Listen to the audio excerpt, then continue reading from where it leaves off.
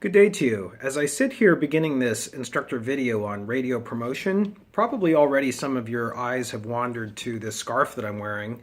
And when I hold it up at the bottom, even if this is way beyond your generation, you probably know that this is the Rolling Stones brand. And it's kind of the way that I wanted to introduce our instructor video lecture today because it gets across the idea of a brand and the importance of it to maintaining the identity for a particular product. In the case of our class, Radio Practicum, what we're talking about is a brand for a radio station or a network that is going to last long in people's minds and continue the integrity of the organization. One of the strongest brands that's out there is the Frog brand. The Frog brand is a perfect brand to be associated with country music, and that's why there are radio stations across the United States that use K-Frog, including one in our own native Scranton-Wilkes-Barre area. There's also a K-Frog station out in California. A frog kind of goes along with a country kind of theme. A frog is something that you find out in the open. A frog has a whimsical quality to it. If you ever try to catch a frog, it hops away, and if you pick it up, it lets some bodily fluids on you. A frog goes well with country music because it is also a whimsical kind of music. And so this introduces the concept of promotions for radio. It's a growing area for employment. In fact, we have a student who just graduated last semester who is working in promotions. She graduated from WESS Radio. She was our promotions director, and she's working in promotions for the Clear Channel Corporation. So what is the purpose of radio promotion? Well, one is to keep the brand in front of people's eyes. There's an old saying that a friend of mine has about advertising, which I think also applies to promotion.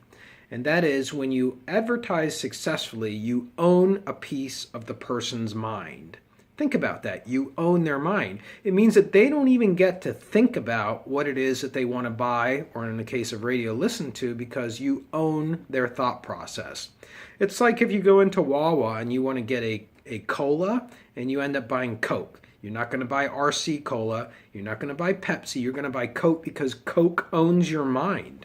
In your mind, there is no other soda that you're going to have. You don't want to deviate from the taste. You don't want a can that has colors that maybe don't make you feel as good as the Coke colors. That's what promotions is trying to do. It's trying to own your mind. It's trying to get you, every time you see that frog, to think of country music. So that's one purpose of promotion.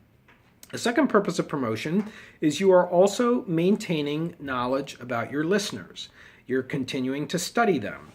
This kind of piggybacks onto our last class where we talked about how you're continuing to study your audience through research, but actually research and promotions go together well. Promotions draws on research. And if you find that your brand, through the logos that you use, through the website that's set up, through the music that you're playing, through the call letters that you're saying, that's not working for you, then that's why you're doing promotions, so that you can get feedback from your listeners on what kind of update you need to do to your branding.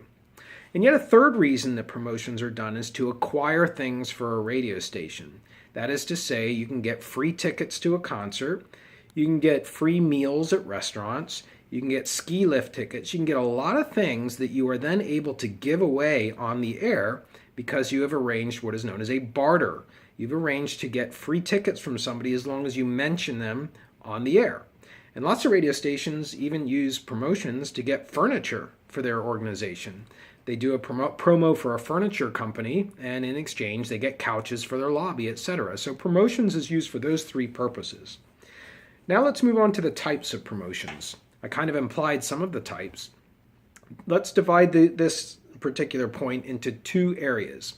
The first is what we refer to as on-air promotions. This is an advantage that media have that other companies don't have when it comes to promoting their product. That is, you can use the content that you're broadcasting to promote your product. And so that's why WESS, as an example, has a slogan that we say, "We like it when you turn us on." That's our brand, but it's also promoting our radio station.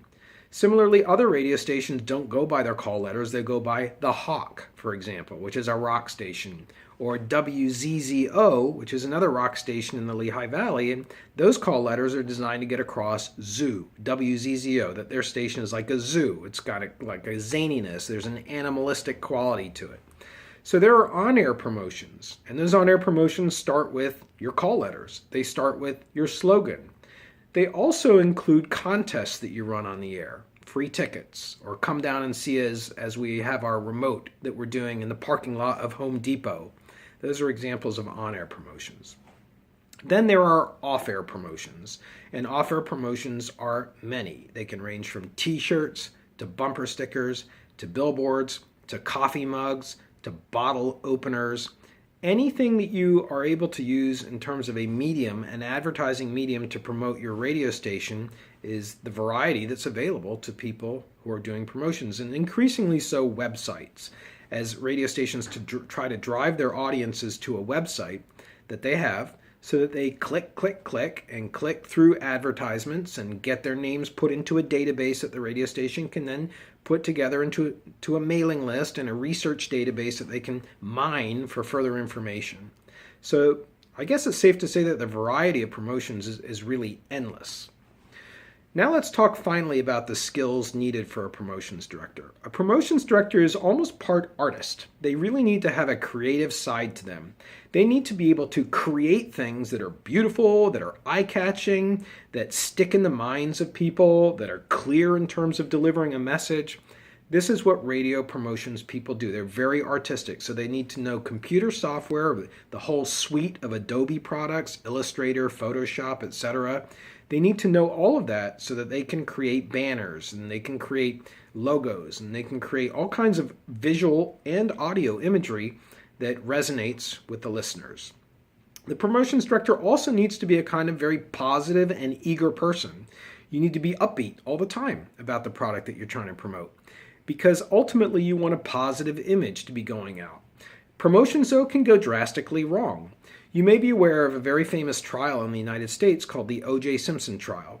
This was a former running back for the Buffalo Bills football team who was accused of and ultimately acquitted of murder, although he's sitting in a Las Vegas jail right now for a robbery. But the murder investigation was covered on television for many, many days.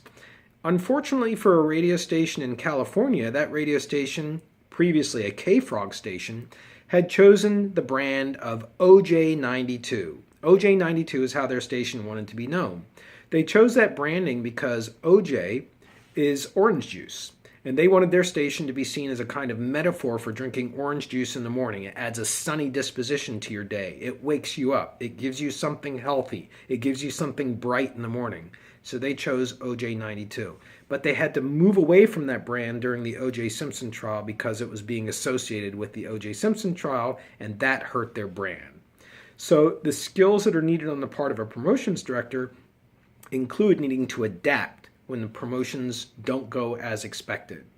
So those are some skills. A promotions director also needs to be a good writer. This is why so much of our major, communication, is focused on getting students to improve their writing skills. Because you have one spelling mistake on a billboard or a flyer or on your website, and all of a sudden people are starting to question the integrity of your organization and the capability of it. And in radio, to cut through all the other competition, you need to be flawless in the way that you express yourself. I mean, it's all you have is the ability to express yourself on the air and radio when it comes right down to it. So this then is going to wrap up some thoughts on promotion. Now your assignment is to go to the Dropbox and to choose a radio promotion out there that you see that you think is really ingenious, and to explain why you think it's ingenious. More about that assignment in an email. I hope you had a great semester on Radio Practicum. I hope to see you again, and happy holidays.